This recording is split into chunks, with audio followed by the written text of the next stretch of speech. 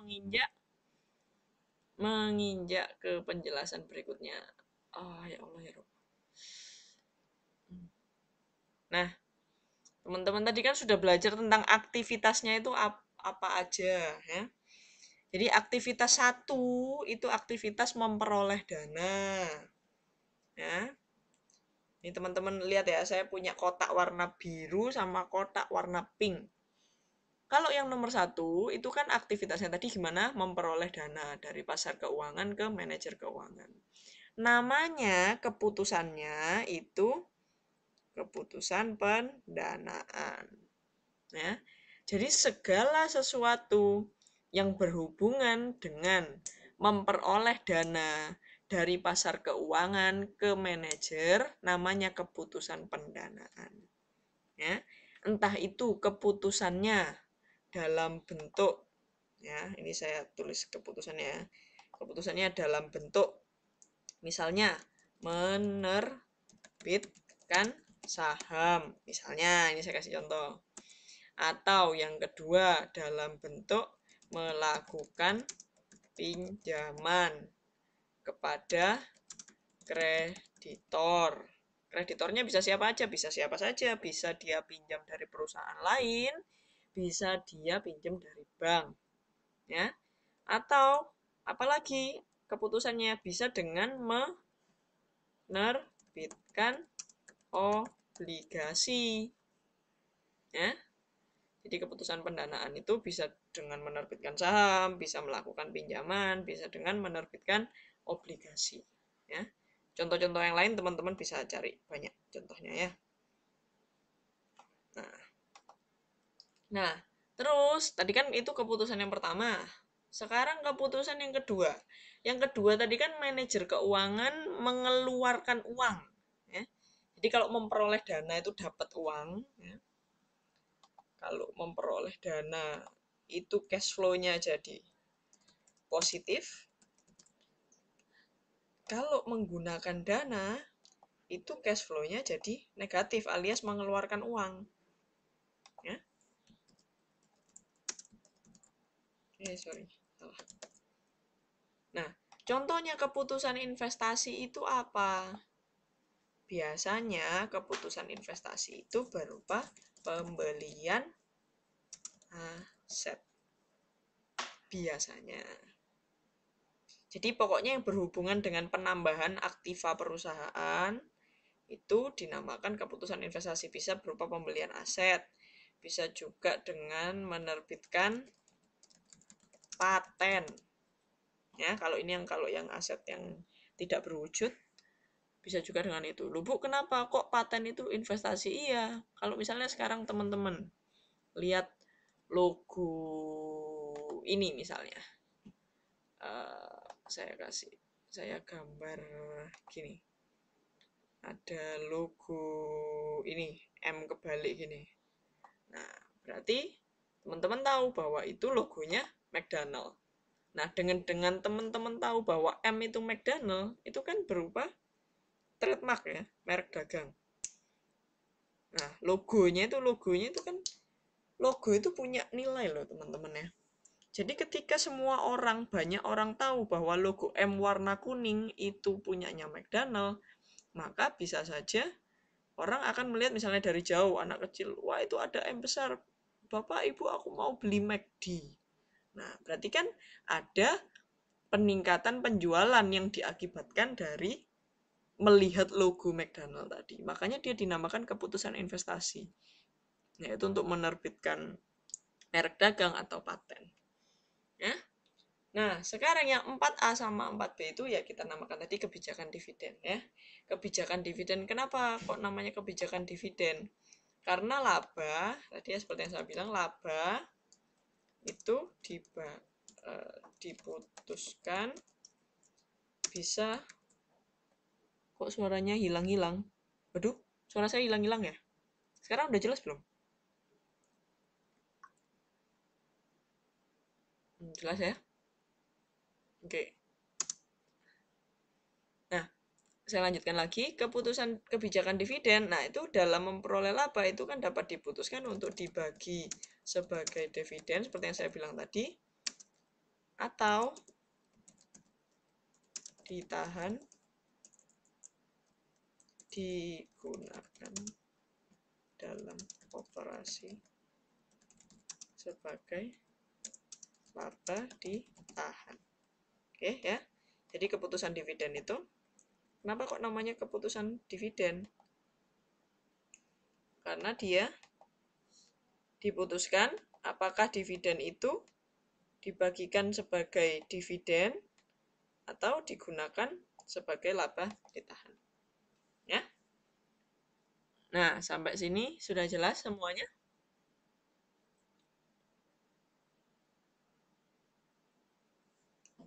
Nah, ada pertanyaan nggak?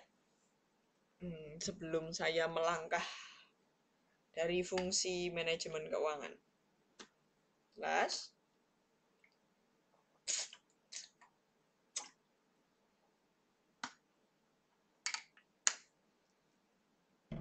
Nah, sekarang berikutnya.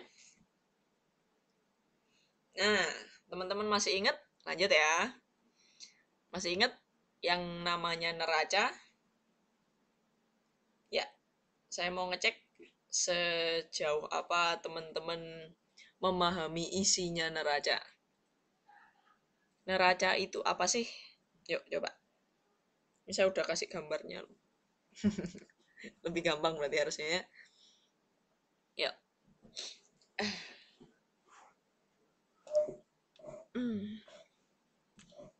Ya, saya mau ngecek siapa ya. Ini saya pengen Mbak Salma sama Mbak Yuliana. Sama Mbak Tri Wahyuni. Isinya neraca, laporan posisi keuangan. Ya, posisi keuangan yang seperti apakah? Coba dijelaskan lebih lanjut. Ini poinnya Mbak Tri udah bagus ya. Jadi posisi keuangan. Posisinya gimana Mbak? Posisinya apakah telentang? Apa posisinya miring?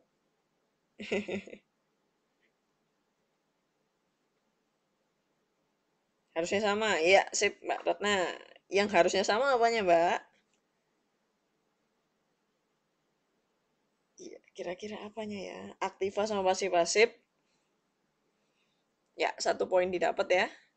Jadi posisi keuangan yang membuat aktivanya harus sama dengan pasifa. Boleh. Ada pendapat yang lain? Ini Mas Bagus ini mana ya? Atau siapa nih? Mbak Triwinarsih. Ya, saya pengen tahu ini Mbak Ketua Kelas. Ada yang mau melengkapi jawaban Mbak Ratna sama Mbak Triwahyuni?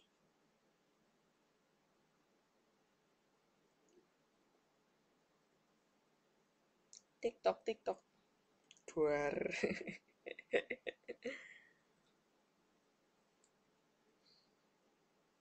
Ayo, apa kira-kira?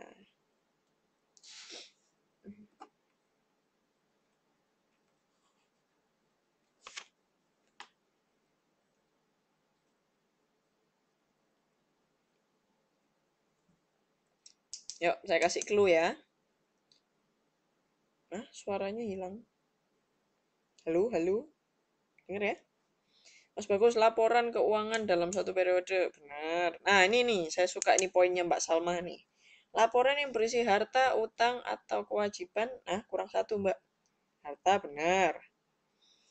Jadi, ya teman-teman ya, saya sedikit mengingatkan lagi. Neraca ya, dan modal sih, benar. Makasih Mbak Suci untuk melengkapi ya. Posisi keuangan yang harus sama aktivasi keuangan untuk mengetahui laba. Laba. Kalau laba sepertinya laporannya beda lagi ya nanti ya.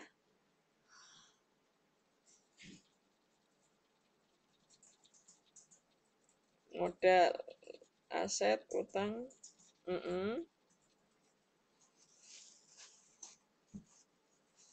Ya, oke.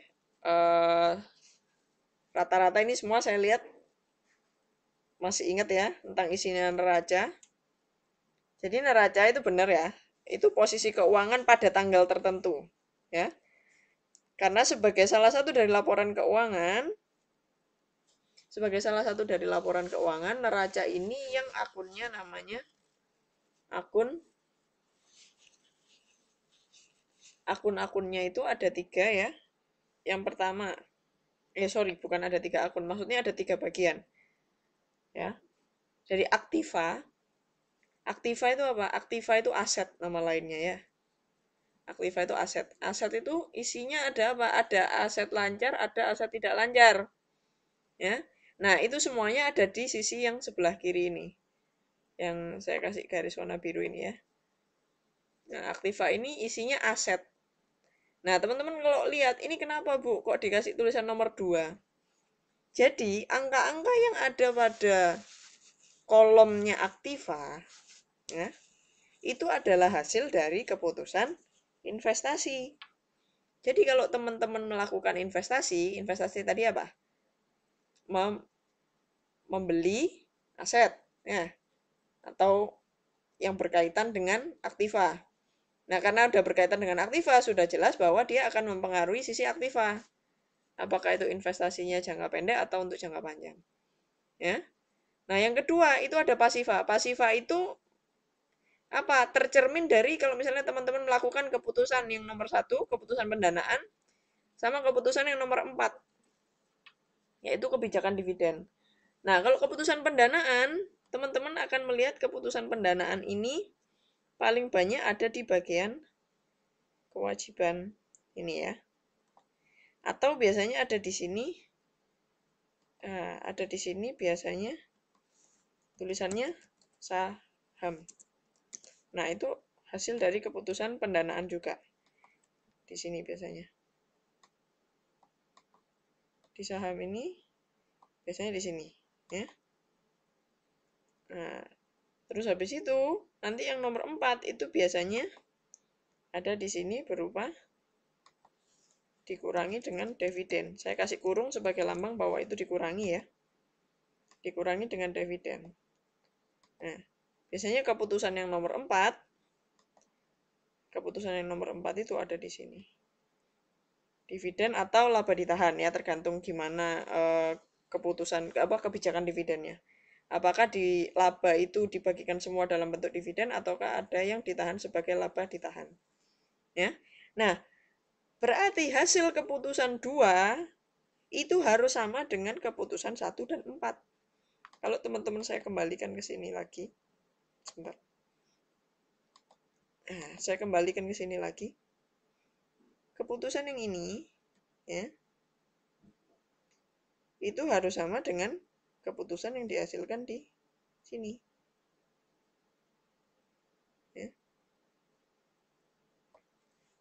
Nah, keputusan 1, 4A, 4B itu harus sama dengan keputusan yang nomor 2. Loh Bu, kok keputusan 3 enggak? Keputusan 3 itu lebih kepada nanti operasionalnya ya. Lebih kepada nanti di laba ruginya. Oke.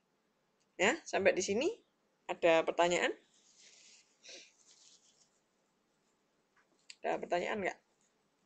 Yuk. Ini kok banyak yang offline, kenapa ya ini? Mati hidup ya internetnya? Lanjut. Oke, saya lanjutkan. Semuanya masih bisa dipahami ya, masih gampang ya. Kecil lah, cuman begini doang mah gampang. Bisa A semua lah nanti ya.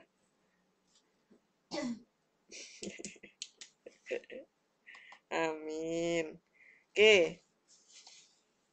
Nah, sekarang kita menginjak ke yang kedua, tujuan manajemen keuangan. Ya.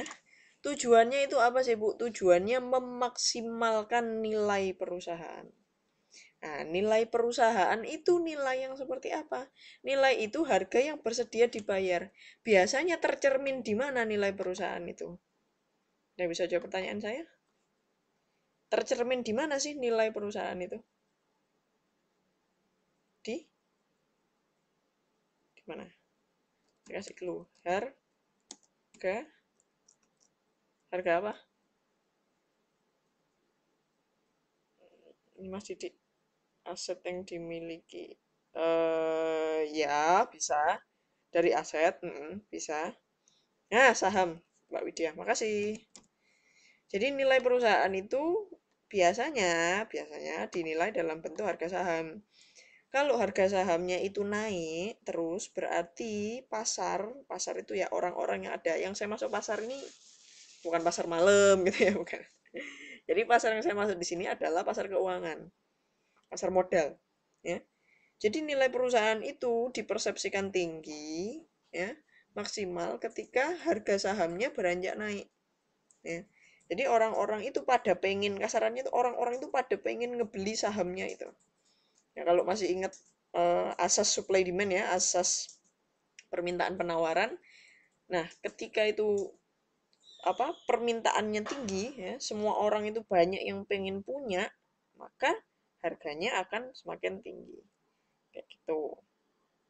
Nah, sekarang tinggi itu nilai maksudnya diperhatikan dulu nilai waktu uangnya. Nah, teman-teman nanti pertemuan berikutnya kita ngebahas masalah nilai waktu uangnya.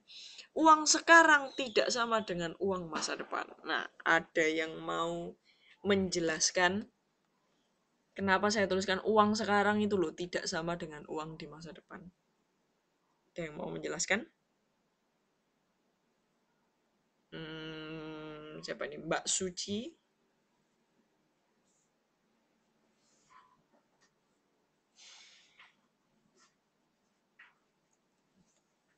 Gimana? Uang sekarang kok bisa tidak sama dengan uang masa depan?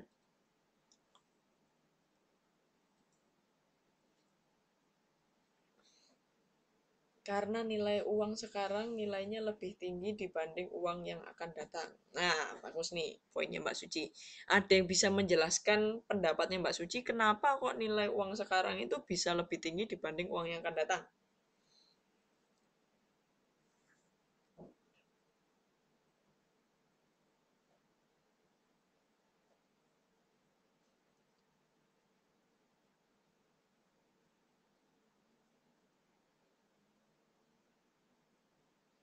Karena kurs selalu berubah. Ya, kalau kita terlibat pada perdagangan yang melibatkan dua mata uang yang berbeda, kita bisa bilang karena kursnya berubah. Mungkin ada yang pernah dengar kalimat ini. Kata ini. Ini sering banget kalau kita baca koran ya. Namanya inflasi.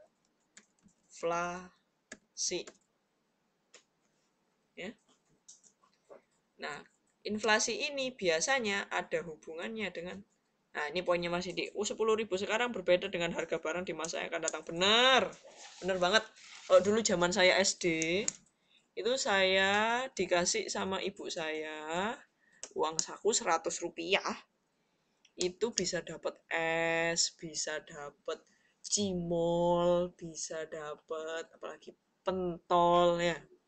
Nah, sekarang uang 100 itu sepertinya cuma dapat permen satu biji.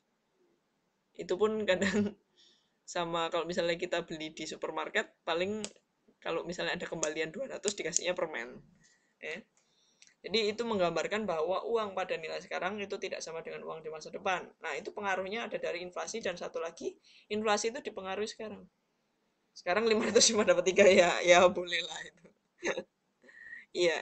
Jadi itu menunjukkan bahwa nilai uang itu selalu bertambah ya. Nah, itu makanya kenapa kok nilai uang selalu bertambah tadi seperti yang saya bilang itu ada namanya inflasi. Inflasi itu adalah kenaikan harga barang secara terus-menerus ya. Kenapa inflasi itu bisa terjadi? Salah satunya adalah pengaruh suku bunga. Dan biasanya kalau di ilmu manajemen keuangan kita bilangnya I atau interest rate. Ya. Sorry. Nah, suku bunga. Ya. Nah, nanti ketika kita belajar nilai waktu uang, kita akan belajar pengaruhnya nilai ini tadi. Ya. Nah, sekarang poin yang ketiga kita belajar keuangan perusahaan. Ciri perusahaan bisa dimiliki lebih dari satu orang. Ya, biasanya gitu. Itu yang Kalau misalnya perusahaan cuma dimiliki satu orang, namanya perusahaan perseorangan. Ya, tapi keuangan perusahaan yang kita bicarakan di mata kuliah ini itu adalah perusahaan yang dimiliki oleh banyak orang atau perusahaan terbuka, ya, PT.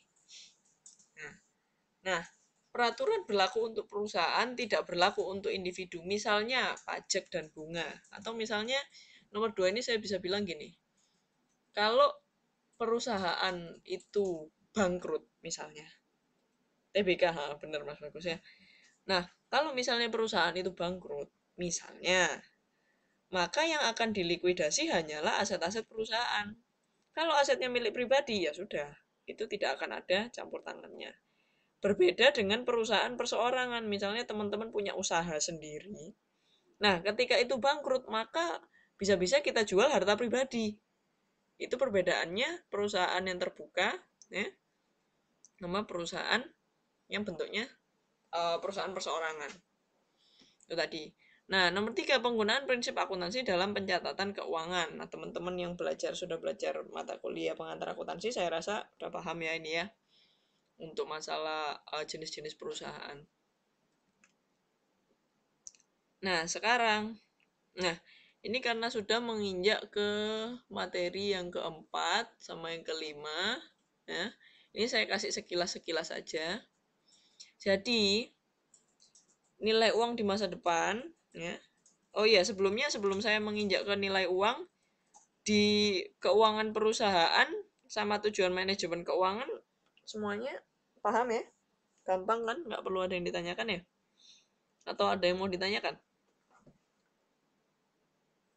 Gimana? Halo? Apa sudah pada capek? Oh iya, sebelumnya saya tanya teman-teman, ini jam 10 sampai jam 12 ini beneran nggak apa-apa? Atau kemalaman? Oke, mendengarkan. Nggak, saya takutnya mungkin teman-teman sudah payah. Nggak apa-apa ya. Oke. Atau mungkin kebiasaannya di kelas-kelas yang lain juga jam segini. Oke. Nah, sekarang saya lanjutkan. Oh, dari semester 1. Siap, siap, siap. Oke, saya mengikuti aja ya. Nah, di sini nilai uang di masa depan. Jadi ada beberapa unsur dalam nilai uang di masa depan. Nilai uang di masa depan itu kita bahasanya namanya future value ya. Future value itu nilai yang kita punya uang sekarang. Misalnya ini sekarang kan tahun 2014. Nah, kita bisa memperkirakan kalau misalnya kita mendepositokan uang, misalnya 10 juta di bank. Nanti kira-kira 10 tahun lagi uang kita ada berapa? Nah, itu yang kita namakan, saya mengenalkan konsepnya dulu namanya future value. Teman-teman kalau pengen tahu future value, itu inget-inget ini aja. Kalau teman-teman mau mendepositokan uang, atau teman-teman mengasuransikan uang. Nah, itu biasanya perhitungannya dia menggunakan future value. Nah, rumusnya future value, teman-teman mungkin bisa. Oke, bunga. Nah, teman-teman lihat di biru-biru yang saya ura-ura ini ya. Nah, jadi future value itu ada beberapa unsur, ada 3 unsur yang penting. Yang pertama, N itu adalah masanya. Jadi berapa lama? Tadi kan pertanyaan saya, kalau nabung kalau mendepositikan dari tahun 2014, maka 10 tahun berikutnya atau tahun 2024 berarti N-nya nilainya 10. Ya. Nah, atau I, terus ada unsur yang kedua PV. PV itu nilai yang kita depositokan sekarang, nilai yang kita punya sekarang. Tadi kan saya bilang apa? Mendepositokan uang 10 juta. Nah, berarti PV-nya itu 10 juta. Nah, terus ada unsur yang ketiga, namanya I. Itu seperti yang saya tulis lagi, interest rate ya. Atau inflasi. Itu berapa persen biasanya. Nah, itu kalau sekarang rata-rata sepertinya masih sekitar 5-7% ya. Jadi teman-teman ingat-ingat, dalam menghitung nilai uang, itu ada 3 unsur. Ya, ingat-ingat. Yang pertama namanya N atau jangka waktu. Yang kedua namanya PV atau nilai sekarang atau present value. Yang ketiga I atau interest rate atau bunga. Ya. Ada 3 unsur ini sebelum teman-teman mulai menghitung future value. Ya. Nanti rumusnya kita bicarakan kita bicarakan minggu depan. Saya cuma pengen teman-teman tahu konsepnya. Jadi future value ini saya kasih contoh. Ada seorang anak, dia pengen masuk fakultas kedokteran. Jadi bapak ibunya ini koneksi terganggu. Oh iya ya, enggak apa-apa, enggak masalah. Oke. Enggak apa. Oke, jadi saya lanjutkan ya.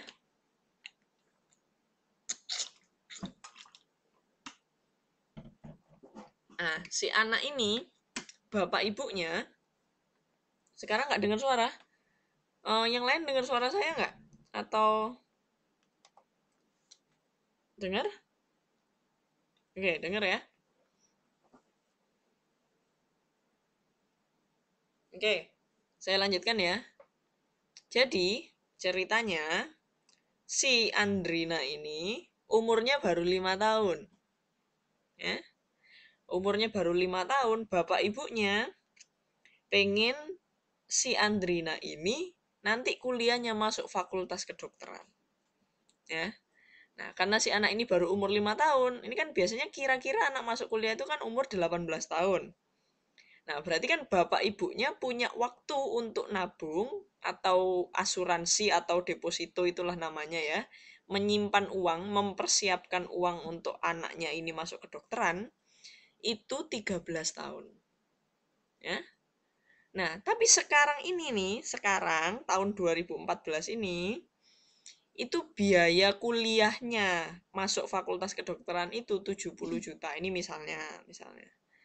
Biaya hidupnya setahunnya, misalnya katakanlah setiap bulan dia keluar untuk kos, untuk makan 3 juta, berarti kalau kali 12 kan 36 juta. Nah, berarti total biayanya berapa? 70 ditambah 36 juta. Berarti kan 106 juta ya setiap tahunnya. Nah, kuliah kedokteran tuh berapa lama? Biasanya kalau lancar ya 5 tahun. Berarti total biaya kuliah kalau si anak 5 tahun ini sekarang masuknya kedokteran tahun 2014 itu 530 juta.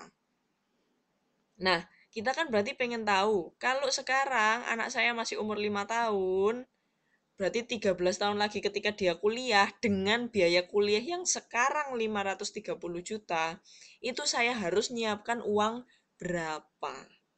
Nah, mulailah bapak ibunya ngitung pakai namanya future value. Jadi nilai uang kuliahnya kan 530 juta. Dikalikan 1 plus I. I itu apa? Bunganya. Atau inflasi lah. Kalau misalnya untuk apa? Kalau kita biasanya hitungan dengan asuransi biasanya menggunakan rate inflasi. Nah, pangkat N, pangkat berapa tahun? Berarti pangkat 13 ya. Nah, setelah dihitung-hitung pakai kalkulator, berarti nanti tahun 2000, kalau misalnya sekarang 2014, berarti 13 tahun lagi kan 2027. Berarti tahun 2027, uang kuliah yang sekarang 530 juta itu menjadi 1,8 miliar.